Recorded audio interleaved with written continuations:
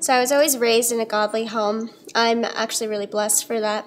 Throughout high school, I really didn't have a relationship with God. I tried to find my identity in like friends and boyfriends, and when I graduated high school, I started beauty school, and I met some godly friends. It was wonderful. They really got me involved with church, and they took me to desperation, and that was the moment I just realized, like God, I need you in my life, and I'm going to dedicate my life to you. So I did.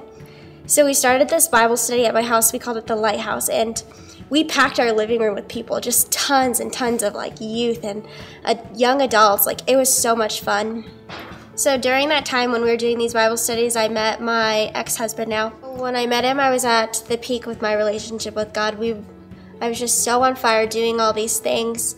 And I think he saw that and he kind of clung to that. And he was really broken and never really showed me. I think I was kind of blind to that or in denial. So our relationship started to go really fast. About 8 months in, I think he started to get verbally abusive. But growing up, you always think, like, I'm going to have this fairy tale life, this fairy tale dream, like, I'm going to have that perfect wedding. And you don't really think that, like, domestic violence and violence would happen to you or in your family. So I just always thought, like, I'm going to pray about this and it's gonna stop, or God, you can change him. And it didn't stop. It slowly started to get worse and worse, and I slowly began to lose myself. He slowly started to take me away from my friends and my family, and I began to feel alone. And before I was in one of these relationships, I always thought, like, why would a woman stay in that relationship? Like, that's so stupid. Like, why would she do that?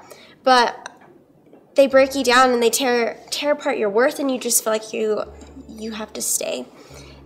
And I just truly felt like I owed it to him to just pray about it, and that it could be fixed. And I always told myself, like, I could tell my parents what he's doing, but their idea of him is going to change, and they won't love him anymore. So I was so protective over him. I never wanted anybody to know what he was doing to me.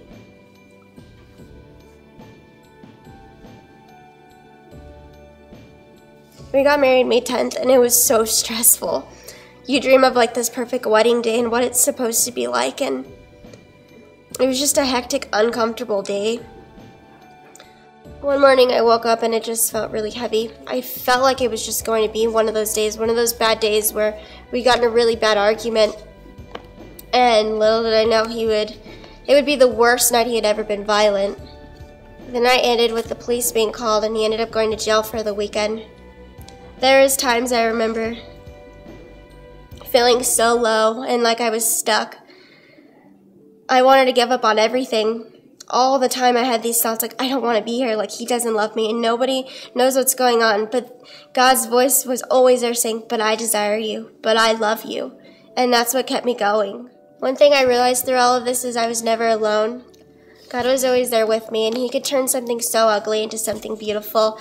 And with that, I've been able to use my pain to help other people grow from this and to prevent other girls from going through this.